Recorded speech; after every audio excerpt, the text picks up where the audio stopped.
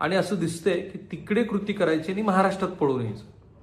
आणि आज सांगली जिल्हा सहकारी बँकेच्या इतिहासातला सगळ्यात मोठा दरोड्याचा तपशील माझ्या हाताशी लागलाय. कारण प्राथमिकदृष्ट्या जो FIR नोंदवला आहे त्याच्यामध्ये म्हणजे ही काय पोलिसांची चालाखी आहे म्हणायचं का खरोखरच माहिती दिलेली नव्हती असं म्हणायचं.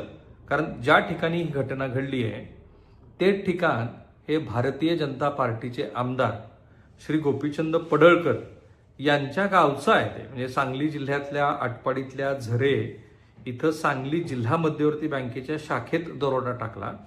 22 लॉकर तोडून पोलिसांच्या नोंदीप्रमाणे 9,30,000 रुपयाचे सोने आणि चांदीचे दागिने हे दरोडेखोरांनी गायब केले. दरोडेखोरांनी जिल्हा बँकेचे लॉकर गॅस कटरनी तोडलं